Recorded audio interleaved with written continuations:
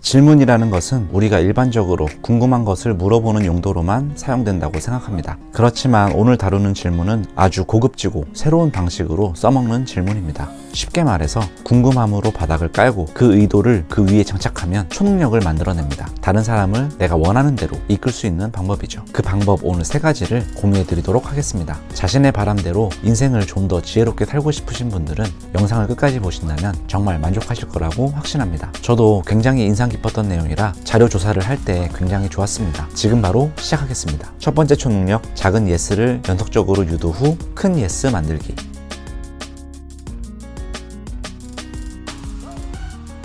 대화를 시작할 때 상대방에게 네, 맞아요, 그래요, 오케이처럼 긍정적으로 동의할 수 있는 질문을 이끌어내는 것입니다. 날씨가 정말 좋죠? 오늘 아침 차가 약간 밀렸죠? 처럼 가볍게 예스로 시작할 수 있는 질문으로 시작하는 겁니다. 이런 질문은 누구나 쉽게 할 수 있습니다. 이렇게 대화를 시작해서 나중에 원하는 바를 말하는 겁니다. 이 같은 방식으로 나중에 달콤한 쿠키를 결국 사람들에게 사달라고 했을 때 그렇게 작은 예스를 이끌어내는 질문을 하지 않았을 때보다 2배 이상 팔렸다는 미국의 서던 메서디스트 대학의 실험 결과가 있습니다. 또 에너지 절약 동참 설문조사에서도 이렇게 처음 작은 예스를 이끌어내는 질문 뒤에 설문조사를 해달라고 한 실험에서 결과를 보니까 그렇게 질문하지 않았을 때보다 2.5배 더 많이 응해줬다는 결과가 나왔습니다. 이처럼 상대방은 긍정적인 마음이 싹트고 계속 네 라고 했던 것에 길들여지는 경향이 있습니다. 그래서 자신의 말과 태도, 행동을 연속적으로 해야 할 것 같다는 현상이 나타납니다. 이와 비슷한 현상을 인지 부조화 이론이라고 합니다. 제목이 어렵지 내용은 쉽고 신기합니다. 우리가 알고 있는 여우와 포도 이야기가 이 현상을 제일 잘 말해줍니다. 여우가 포도를 따먹으려고 여러 차례 점프하고 시도해봤지만 결국 못 먹게 됩니다. 그래서 그냥 포기하면서 혼잣말로 얘기합니다. 저 포도는 덜 익어서 신맛만 있는 맛없는 포도일 거야 하고 포기한 행동에 태도를 맞추는 합리화를 하게 되는 것입니다. 이처럼 사람은 자신의 태도와 행동이 일관되지 않거나 모순이 있으면 이것을 불쾌하게 여겨서 감소시키려고 합니다. 자, 결론. 최종 원하는 질문에 상대가 예스하기를 바란다면 바로 그 직전에 소소한 예스를 이끌어내는 질문을 할 것. 2번째 초능력으로 갑니다. 질문으로 다른 사람의 머리에 내가 의도한 생각을 떠오르게 하는 방법. 아주 유명한 심리학 책 설득의 심리학 저자 로버트 치알디니는 이런 조언을 젊은이들에게 해줬습니다. 보통 면접을 보러 갔을 때 우리는 애초부터 수동적으로 그 사람들의 질문을 기다립니다. 그렇지만 예상을 깨고 면접관에게 먼저 질문을 할 수도 있겠죠. 이렇게요. 안녕하세요. 면접을 보기 전에 궁금한 게 있어서 그런데 혹시 제가 서류 면접에 통과된 이유가 어떤 것이 있는지 제가 좀 알 수 있을까요? 라고 만약에 물어본다면 면접관은 그 사람의 신중하게 질문하는 태도를 좋게 봐줄 수도 있고 기억에 남게 할 수도 있고 가장 중요한 것은 제출한 그 서류를 뒤적거리면서 보고 답변을 해주면서 그 사람의 서류 통과한 장점을 떠올린다는 것입니다. 그렇게 함으로써 자신에 대한 이미지를 좋게 올린 상태로 첫인상을 심어준다면 면접 보는 사람들 중에서 시작점이 훨씬 나을 수 있다는 겁니다. 물론 모든 면접이 그런 것은 아닙니다만 제가 말씀드리고 싶은 것은 질문을 통해 그 사람의 기억을 끄집어내고 생각하게 하고 깨닫게 하는 것입니다. 인터뷰의 제왕 칼 퍼스먼은 러시아의 대통령이었던 고르바초프와 인터뷰할 수 있는 기회가 주어졌지만 주어진 시간은 고작 2분 30초였습니다. 근데 30분 넘게 인터뷰를 할 수 있었죠. 고르바초프는 핵무기, 정치, 미국과 중국 관계에 대해서 질문하겠지라고 생각했었지만 칼 퍼스먼의 첫 질문은 바로 이것이었습니다. 아버지의 가장 훌륭한 가르침은 무엇이었습니까? 고르바초프는 아버지를 떠올리게 되었고 다른 질문도 계속해서 이어나갈 수 있게 되었습니다. 그리고 대통령의 2분 30초 인터뷰 스케줄은 연장되었습니다. 질문으로 상대방의 머리에 내가 원하는 것을 떠올리게 할 수 있다. 기억하세요.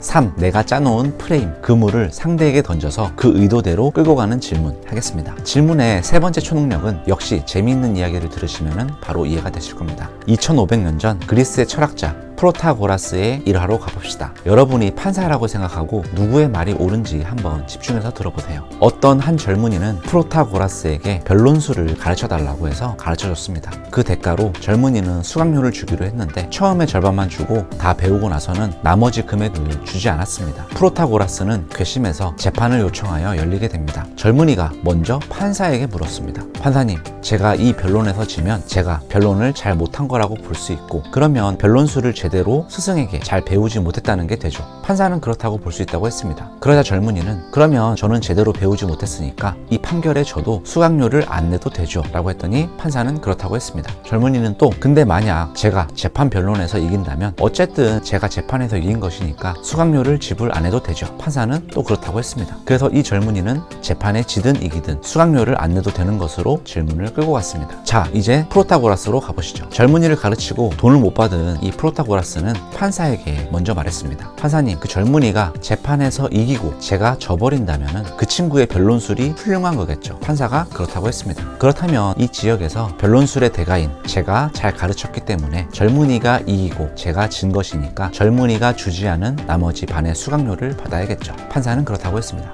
프로타고라스는 그리고 제가 재판에서 만약 이긴다면은 이겼으니까 당연히 돈을 받아야겠죠. 그러자 판사는 또 그렇다고 했습니다. 그러니까 쉽게 말해서 젊은이는 재판에서 이기든 지든 돈을 안 내도록 질문을 했고 프로타고라스도 재판에서 이기든 지든 돈을 받아야 된다고 질문을 이끌어 나갔습니다. 제가 말씀드리고 싶은 것은 질문하는 사람이 프레임을 짜고 답하는 의무를 가진 사람은 그 프레임 안에서 대답할 수밖에 없다입니다. 만약에 대답하는 사람이 질문을 거부해버리면 뭔가 숨기는 것처럼 보일 수 있기 때문입니다. 질문에 답하거나 회피하거나 해야 되는 것이죠. 이처럼 질문을 자신의 의도대로 프레임을 잘 짜야 되는 곳이 국회, 청문회나 법정입니다. 변호사와 검사가 하는 유도된 질문들이 자신의 주장을 이끌어내는데 효과적으로 필요한 질문을 만들어서 짜게 됩니다. 자, 설득을 할 때도 설득을 받는 사람은 질문을 자세히 듣고 판별하지 않으면 곤란하게 될 때가 있습니다. 예를 들면은 시장에서 과일을 팝니다. 손님이 기웃거리는 것을 보니까 사고 싶어하는 모양입니다. 사과 쪽을 보는 것도 같고 귤 쪽을 보는 것도 같습니다. 과일 가게 주인이 손님에게 물어봅니다. 어떤 거 사시려고요? 이렇게 물어보는 것은 약간 하수입니다. 그러면 살지 말지가 여지가 있어 보이죠.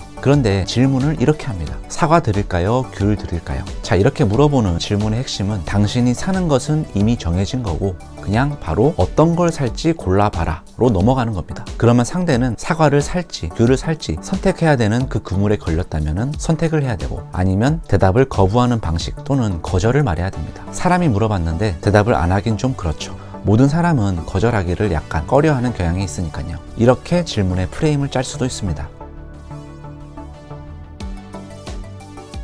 자, 이렇게 질문 유형 3가지를 통해서 사람의 마음을 움직이는 방법을 알아보았습니다. 그렇지만 원래의 진리는 타인은 내 마음대로 할 수 없다입니다. 나도 내 마음대로 마음먹은 것을 하지 못하는데 어찌 남도 내 마음대로 전부 다 바꿀 수가 있겠나요? 그렇지만 때로는 원하는 목표를 위해서 사람의 마음을 얻어야 할 때가 있습니다. 사람은 혼자 살아갈 수 없으니까요. 아, 그리고 상대방이 내 마음대로 될 거라고 너무 기대는 하지 마십시오. 기대한 만큼 실망이 클 겁니다. 나는 당신 마음을 완벽히 움직이진 못해도 적어도 노력은 해볼 수 있잖아 라는 마음으로 실천하시면 될 것 같습니다. 자, 그럼 오늘은 여기까지 하겠습니다. 구독과 좋아요를 눌러주시면 더 좋은 내용으로 보답하겠습니다. 감사합니다. 안녕.